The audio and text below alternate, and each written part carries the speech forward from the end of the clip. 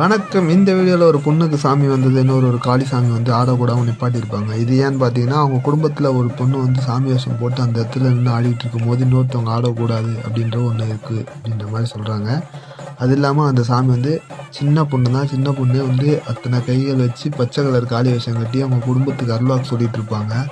அதே சாமி அந்த இடத்துல இன்னொரு விஷயமும் பண்ணியிருப்பாங்க. அதை பார்க்கும்போது எனக்கு ரொம்பவே கூஸ் பம்ப்ஸாக இருந்துச்சு. ஏன்னா இப்போலாம் சாமி ஆடுறவங்க நான் தான் சாமி, நான் தான் எல்லாம், நான் சொல்கிறது தான் எல்லாம் அப்படின்ற மாதிரிலாம் திங்கிங் ஆஃப் ப்ராசஸில் இருப்பாங்க.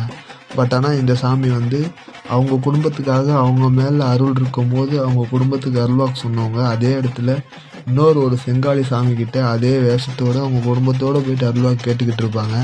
அதை பார்க்கும்போது ரொம்பவே கூஸ் பம்ப்ஸாக இருந்துச்சு எனக்கு. இது நம்ம குலசேகரப்பட்டினம் கோயில் வாசலில் நடந்தது.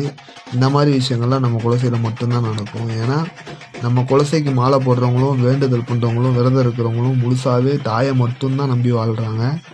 நான் தான் தாயின்ற எண்ணத்தில் யாரும் வாழ மாட்டாங்க. அதனால் குலசேகரப்பட்டினம் கோயிலுக்கு எல்லாரும் தேடி வாங்க. நம்ம பத்திரகாளி பக்தர்கள் பேஜை ஃபாலோ பண்ணுற எல்லா மக்களும் குலச வாசலை தேடி வாங்க. கண்டிப்பாக நீங்கள் கேட்குற ஒரு கேள்விகளுக்கும் தாய் சன்னதியிலேருந்து பதில் கண்டிப்பாக உண்டு. ஏன்னா நான் மட்டும் இல்லை, என்னை தெரிஞ்ச எவ்வளோ பேர் சென்னையிலேருந்து போய் பதில் பார்த்துட்டு வந்திருக்காங்க. கண்டிப்பாக தாயை தேடி வாங்க.